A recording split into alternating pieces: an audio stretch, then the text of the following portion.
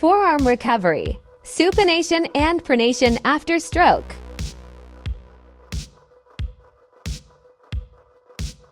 Hi guys! Welcome to another educational video by Dr. Rehab. In this video, I want to introduce you to some magical movements to improve supination and pronation in stroke patients and facilitate daily movements. Like the video and share it with anyone who might find it helpful. Forearm rotation is a fundamental movement essential for daily activities.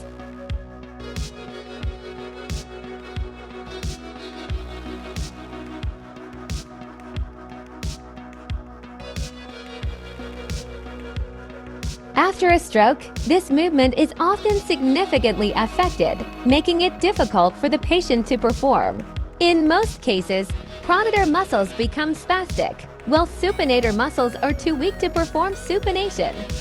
Therefore, reducing spasticity can be very beneficial. In the video linked in the description, you can find initial exercises to reduce spasticity.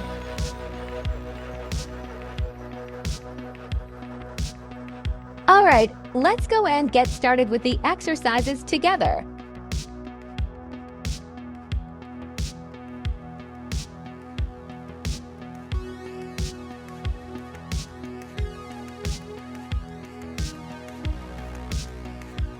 This patient experiences spasticity in the pronator muscles, which makes supination difficult. Forearm rotation plays a crucial role in daily activities like eating with a spoon and fork, turning doorknobs, twisting keys, and operating car switches. Without this movement, these tasks become disrupted. Observe the impact of this movement on the patient's healthy side. It can provide insights into how the exercise engages brain pathways and contributes to overall coordination and symmetry.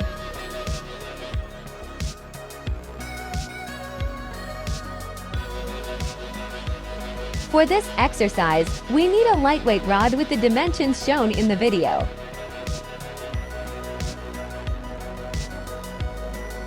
Those with a good grip will perform better in this exercise, as gripping plays a key role in it.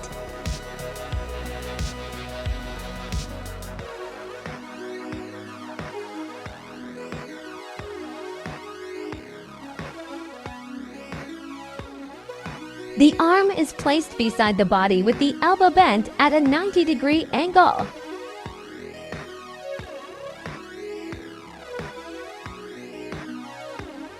Hold the rod in the middle to maintain balance in your hand, then begin rotating the rod.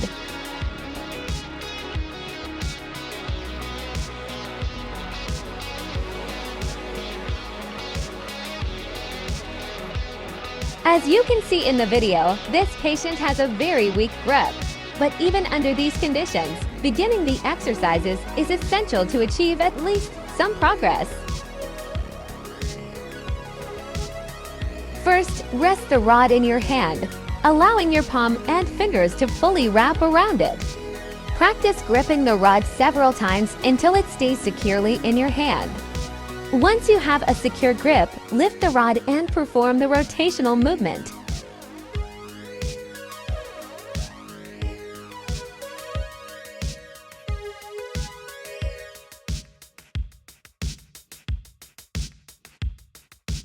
This movement is suitable for patients who have sufficient shoulder mobility and at least minimal stability in the shoulder and scapula to lift the rod. A secure grip is also one of the essential requirements for this exercise.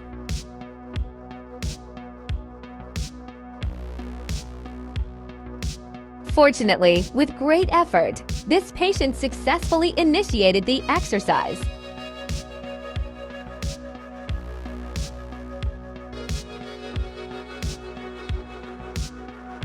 This case also exhibits significant spasticity in the pronator muscles and begins the movement from a standing position. For individuals with good balance, a standing position is recommended since the exercise is easier to perform that way.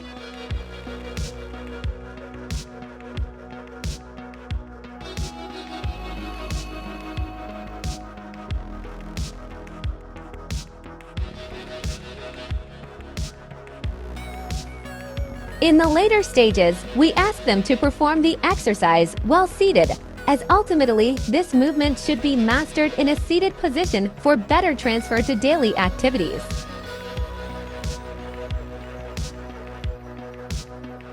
Trunk trick movements are quite noticeable in this exercise. Initially, we do not block them to allow the movement to proceed. Over time, as the movement improves, the trick gradually diminishes.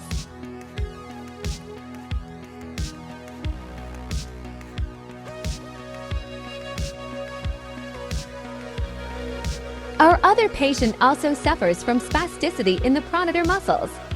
These patients generally find it very challenging to keep their hand away from their body, yet effective forearm rotation requires the hand to be positioned slightly away from the body.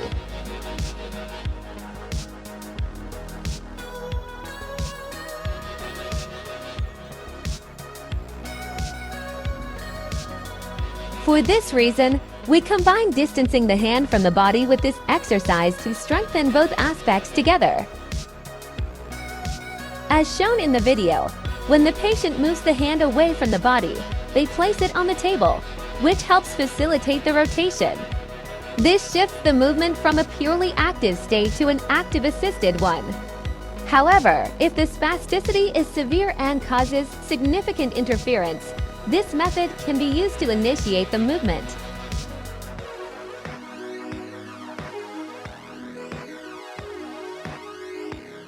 Repeat the exercise twice a day, with 30 repetitions each time. Consistency will be key to observing progress over time. In this case, although the forearm rotation is relatively good, the synergies still interfere with the movement and cause the movement to deviate from its natural state. Therefore, we selected a slightly larger and heavier load to further strengthen the muscles and better control the synergies. Additionally, in this patient, trunk trick movements are also observable. In such cases, it is better to make the patient aware so they can consciously try to control their trunk movements, gradually eliminating the trick from the movement.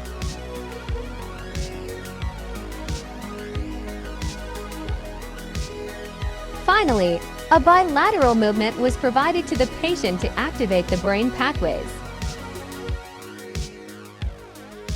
Follow us for more videos. Thank you for watching.